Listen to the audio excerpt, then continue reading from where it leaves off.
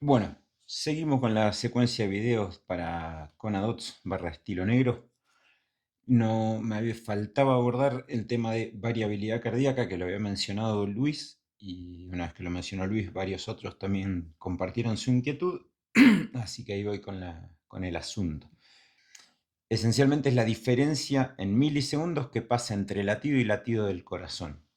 Eso indirectamente nos expresa el nivel de estrés que tenemos.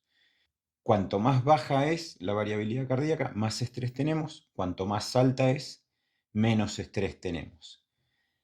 No distingue qué tipo de estrés es el que hace que suba o que baje. Puede ser emocional, intelectual, físico o la combinación de todas. ¿Qué cosas lo mejoran o lo suben? Dormir bien, 8 horas sin pantalla antes de irse a la cama, en un ambiente fresco, oscuro, etcétera, etcétera. No tomar alcohol, no comer mucho, no entrenar fuerte, todas esas cosas previo a irnos a dormir, ninguna ayuda a tener un buen descanso, por ende nos bajan la variabilidad cardíaca. Que son todas cosas que ya sabemos que nos hacen sentir bien o nos hacen sentir mal si las hacemos o no. ¿Por qué o cómo nos podría servir?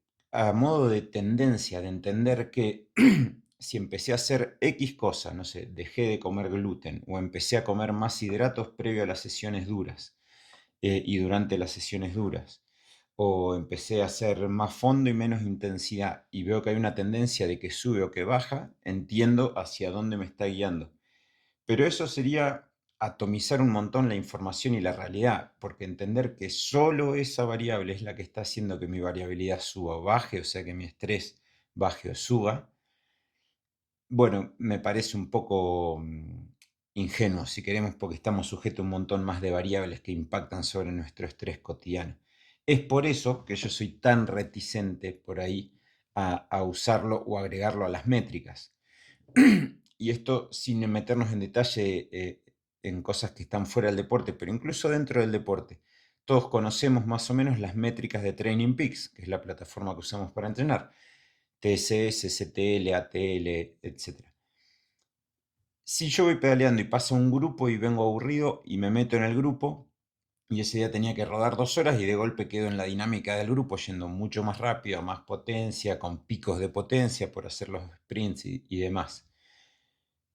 Mis métricas van a cambiar. Si yo tenía una sesión de natación que era toda nado libre y me aburrí o estoy cansado o no tengo ganas o por lo que sea, y con esto no estoy cuestionando, me pongo pull y manopla y de golpe mejoro 10 segundos cada 100. Mi TSS va a cambiar porque el reloj, el aparato no sabe si yo estoy con pull y manoplas o no, pero va a entender que yo estoy nadando 1.30, que es igual o más rápido que mi velocidad de umbral. Por ende, va a tabular ese estímulo como súper alto, cuando metabólicamente no lo fue. Y así tenemos pila de ejemplos para que podría usar. Si no, ni siquiera eso podemos atenernos, ¿qué sentido tiene o qué vamos a hacer o dejar de hacer por ver que la HRV sube o baja? Y esto se los dejo como pregunta. Pregunta 2 o tema 2 de Juan. ¿Qué pasa con el clima, el trabajo, los viajes, familia, etcétera, rumbo a un objetivo importante, 8, 10, 12 semanas antes de una carrera importante? Para mí acá la clave son 2 o 3 términos. Anticiparnos, planear y una fórmula que es el domingo de plan o planear el domingo, que no es ni más ni menos que sentarnos media hora, 20 minutos, a ver la semana que tenemos por delante, qué cosas son ineludibles, tenemos que hacer sí o sí, para mí, y esto cada uno pondrá su orden de prioridad, de la familia, qué cosas del trabajo, qué cosas del entrenamiento, siempre en ese orden de prioridad. Porque dejaría tranquilamente ir a cualquier reunión de trabajo si tengo que acompañar a mi hijo o a mi mujer a una cita de salud o por el estilo. Pero bueno, de nuevo, familia, trabajo, entrenamiento, planeo la semana y acá es donde por ahí es útil y el tener los planes en donde yo puedo hacer seguimiento y puedo modificar la semana en base a la necesidad de ustedes. Porque si vos el domingo o lunes me decís, mirá, negro, el jueves tengo una reunión que no puedo no estar. Justo ese día tengo la sesión de umbral de bici. Entonces, ok, me diste tiempo. Yo entro el lunes. y veo cómo reacomodamos eso en la semana y demás. Si no tenés ese tipo de plan o ese nivel de seguimiento, el consejo más saludable es no alterar el plan. Te tuviste que comer esa sesión, seguí el plan como está. Nunca, nunca tratar de recuperar la sesión. Nunca hacer un enroque. Meto esta bici que no pude hacer, la meto mañana a la mañana y a la tarde meto la natación y al mediodía la corrida. Porque en esas modificaciones es donde terminamos generando puntos de estrés o picos de estrés extra que se terminan manifestando o en lesión o en enfermedad o en pasarnos de rosca y cansarnos mucho más de lo necesario y que hacía falta, por ende no generando adaptación, que a fin de cuentas de eso se trata el entrenamiento. Entonces, si no lo pudiste consultar o no, o tu plan no tiene ese servicio, seguí el plan como está, que eso tiene lógica y está compensado. Si empezamos a remover por la nuestra, hacemos macana. Relacionado a esto, Pablo preguntó en cuanto al orden de las sesiones. Si un día tengo que una natación y un trote, o una bici y una natación, ¿en qué orden la hago? La máxima para mí en esto es hacerlo en el orden que sea, que mejor te salga la que más te cuesta de las sesiones que tenés para el día, siempre que tu logística lo permita, porque tu logística no solo depende del tiempo del que dispones, sino también de que la pila esté abierta y que haya lugar en la pile, o que de la pista donde vas a pedalear, o la ruta, o el clima del día, o lo que sea. Entonces, en el orden que sea, si a mí me cuesta más correr y hoy tengo que nadar y correr, bueno, también entender esto, que a veces, a mí puntualmente, si hago un trote suave antes de una natación dura, suelo nadar mejor. Si hago un trote duro antes de una natación dura, suelo nadar peor. Como a mí lo que más me cuesta es nadar, entonces, si el trote es suave, lo voy a hacer antes, si puedo. Si el trote es duro, lo voy a hacer después. Todas estas cosas, tenerlas en mente. De nuevo, si tu plan aplica, lo charlamos y lo evaluamos y le damos un entendimiento para que vos puedas tomar la decisión. A fin de cuentas, yo lo que más trato, y por eso también existe esta instancia del video, es generar autonomía y que ustedes puedan tomar esa decisión con conciencia, con información y positivamente. Y una salvedad de esto de el orden en que mejor salga la que más te cuesta tiene que ver con la especificidad de la prueba para la que me estoy preparando.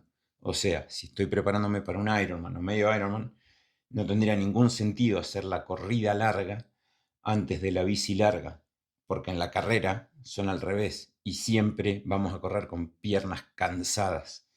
Entonces la especificidad del entrenamiento tiene que ver con generar ese gasto en la bici y con ese gasto encima en el cuerpo poder hacer la corrida larga.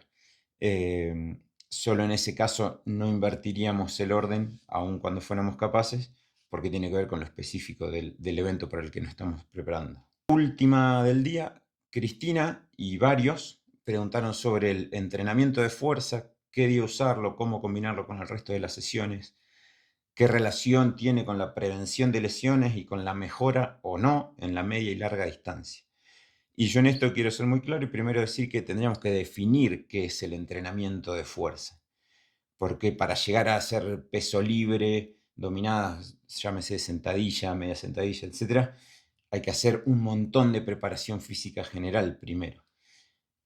Todo lo que es zona media, propiocepción, flexibilidad dinámica, que está dentro de la propuesta que nosotros tenemos para el entrenamiento, idealmente usarla, si no te impacta negativamente, como activación y entrada en calor antes de una corrida, antes de una nadada, antes de una pedaleada.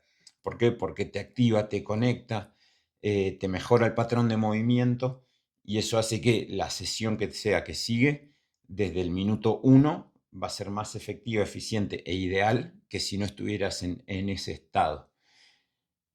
¿Qué es lo que termina pasando con esto? Yo prefiero que puedan implementar 15, 20 minutos de una secuencia simple, pero repetible, 2, 3 veces por semana, antes que tener que destinar una hora más de ir al gimnasio 2, 3 veces por semana, cuando ya es irreal porque ni siquiera podemos hacer las 3 nataciones, las 3 bicis y los 3 trotes que tenemos por semana.